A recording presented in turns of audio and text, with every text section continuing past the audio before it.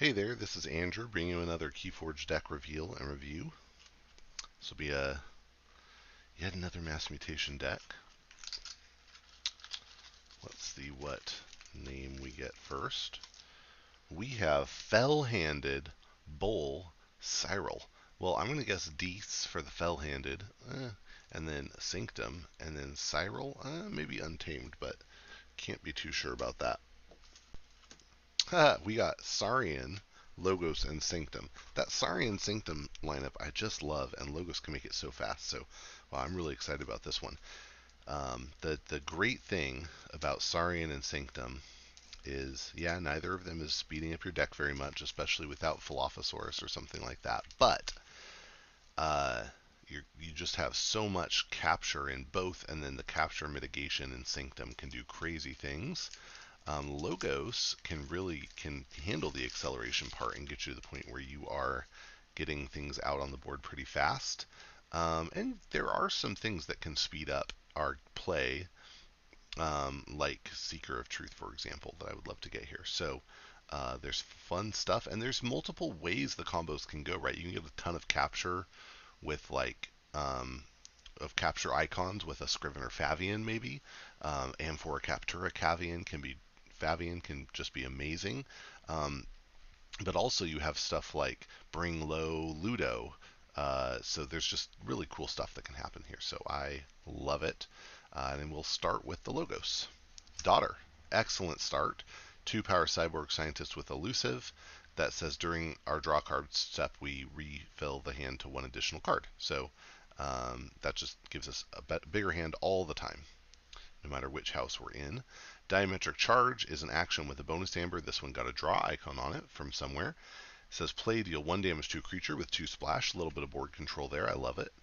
Eclectic Inquiry is an action with a bonus amber that archives the top 2 cards of your deck. That is an excellent way to speed things up. Even Ivan is a 4-power mutant scientist with action. If your opponent has an even amount of amber, steal 1. Good if you can pull it off. Infomorph adds 2 draw icons, and it's a 4-power mutant. That's really all, but those draw icons are nice, and then it's a body. Quixo the Adventurer is a 3-power human scientist with skirmish and fight draw a card. Nice.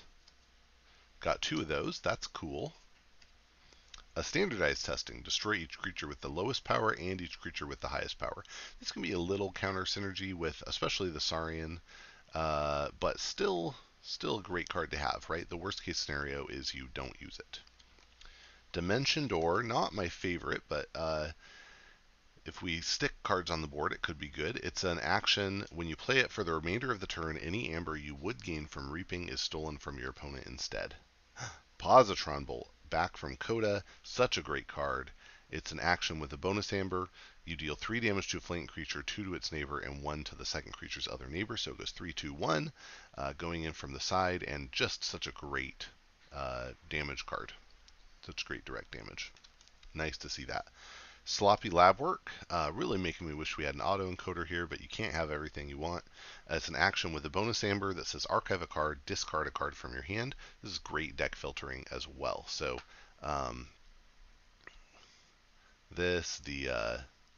the Daughter, the Eclectic Inquiry, we really hope to be burning through, even maybe drawing with the Quixos sometimes. Then we have Lycobot, a 4-power mutant scientist with skirmish and reap, draw a card, discard a card from your hand if you do draw a card. I'm okay with the flexibility here. The reap ability is good. 4-power with skirmish is fine. So I don't mind this. All right, on to Sanctum. We go to Bulwark. This is a 4-power mutant tonight with 1 armor and Assault 2, and each of its neighbors also gets Assault 2. That's a really nice board control effect. Love seeing this here. And I've really come to enjoy this more even than the old Bulwark. I didn't think I would, but I do really like it. Burning Glare is an action with a bonus amber. This one got a draw icon on it. Very fun.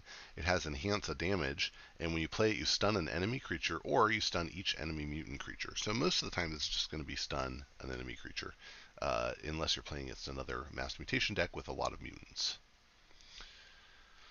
Commandeer, excellent. It's an action with a bonus amber that says for the remainder of the turn, after you play another card, a friendly creature captures one.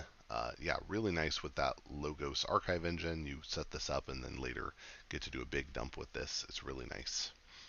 Fangs of Gizelheart, action with a bonus amber, purge the most powerful creature. You know, and all our creatures so far, the most powerful one we've seen is 4. So actually, we have a good chance of being able to hit an enemy creature this way. I like it.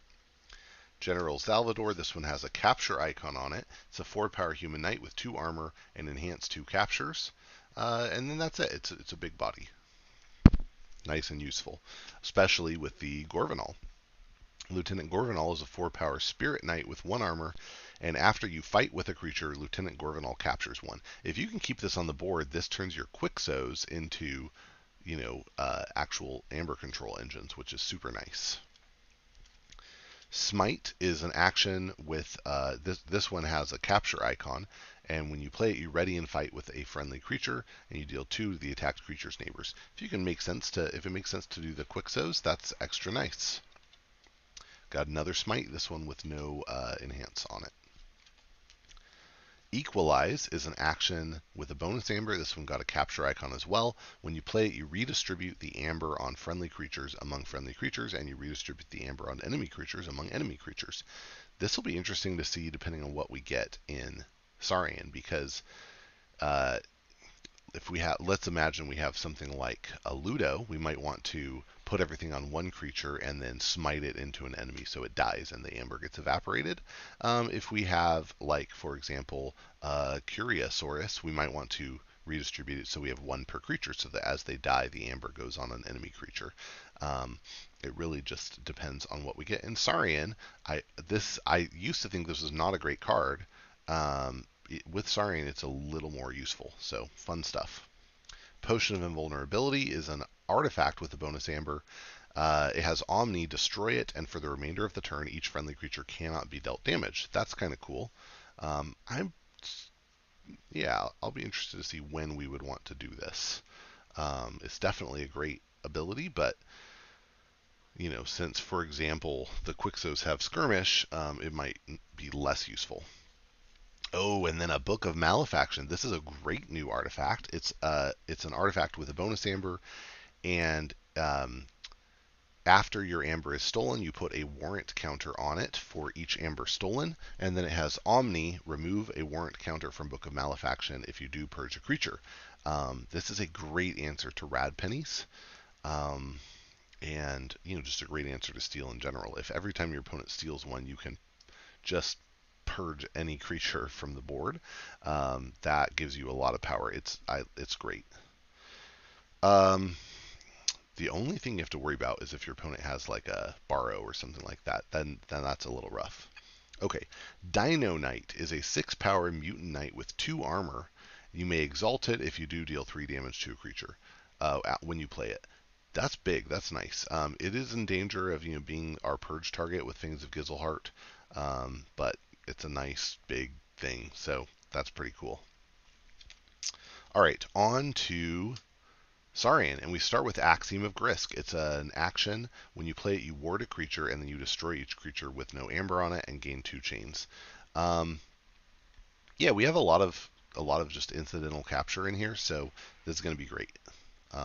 Definitely going to favor us here. Got 2 of those. Okay, those are our board wipes. Oh, we have the standardized testing as well, but this is a really solid board wipe. Cornus and Octavia is a 5-power dinosaur soldier with 1 armor and action capture 2. Spoils of Battle is an action with a bonus amber. When you play it, a friendly creature captures 1, and then each creature with amber on it captures 1 from its opponent. When you have a lot of incidental capture, this then turns that into more capture, and also, this lets you capture onto a creature before you Axiom. So really nice tool here. I like it. Theros Centurion is a 6-power dinosaur soldier with 1 armor. When you play it, it captures 1, and when it fights, it captures 1. Really nice. That is another big creature here compared to the little ones. Dark Centurion is a 5-power mutant soldier. It has 2 capture enhancements, and as an action, you can move an amber from a creature to the common supply. If you do, ward that creature. That's a cool engine with the Thero Centurion, actually. Fight with the Thero, move the amber, ward it with the Dark Centurion, kind of keep that going. It's slow, though. You're using 2 creatures to essentially uh, fight, ward it, and burn 1 amber from your opponent. But still a cool little combo there. Ooh, Exile is going to be great in this deck here. This one is, so it comes with an amber icon, but this one got a capture, which is really good on Exile. When you play it, you give control of a friendly creature to your opponent. So, we take our Infomorph, right, and we hand it over to the opponent with a bunch of amber captured onto it. And that's where your equalize could actually be really good, right? Maybe you equalize everything onto one creature this turn, and then next turn you exile it. Siren Horn is an upgrade with a bonus amber, and it gives the creature before fight move 1 amber from this creature to the creature it fights. That can be really good with a Thero. Nice. Stomp is an action with a bonus amber. When you play it, you deal 5 damage to a creature. If the damage destroys the creature, you exalt a friendly creature. Nice. I like having direct damage, ways to just punch things. Punch being a good archetype for that.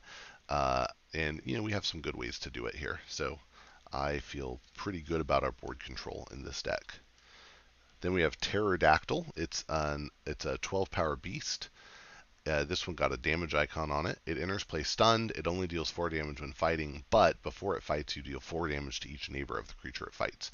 And the smites mean we probably have a good chance of using this on Sanctum turns, which is kind of cool. Imperial Road, that's extra nice with the Pterodactyl. So Imperial Road is an artifact. It has Omni, play a Saurian creature. That creature enters play stunned. Pterodactyl would enter play stunned anyway, so it's a no-brainer to play it out with the Imperial Road. Thero Centurion, you definitely can get value that way. Dark Centurion is fine. Yeah, these are all fine to do that way. So I really like that. I think this is going to be a good card in this deck, and then that means they even become targets to unstun with Smite or something. You can get good value there. Last one, we have Xenosaurus. It's a 5-power mutant dinosaur. When you play it, you exalt it, and if you do, you may exalt it. If you do, deal 3 damage to a creature. And after it fights, you look at the top 3 cards of your deck, put 1 into your hand and 1 on the bottom of your deck. So this one, so this deck, Sanctum and Saurian always tend to work out pretty well. But this one's interesting because it's very micro oriented, right? It's not about doing big plays. It's about doing a lot of little captures. Maybe Exile can be a big play, but you're generally going to be doing a lot of little captures, and then moving them around, maybe moving them off. Maybe moving them 1 by 1 over to the opponent, other than with the Exile. The Exile is really the one big play. But lots of capture just happening on a very constant basis. No taunt in here, so we could struggle a little bit to keep some of our creatures alive. But actually, with 2 axioms, I think we have a good chance at being able to keep the opponent down on creatures. Standardized testing as well, obviously. And then the Imperial Road really is a tool for speeding us through the deck. And with that and the Logos, I think we actually are going to make pretty good headway moving through the deck, getting stuff on the board and getting control. So yeah, the only thing we really won't like is flat out board wipes, right? If our opponent has 3 gateways or something like that, we're going to be sad and have to kind of constantly get stuff back on the board. But that's Keyforge. So this one looks fun, and really I'm looking forward to trying.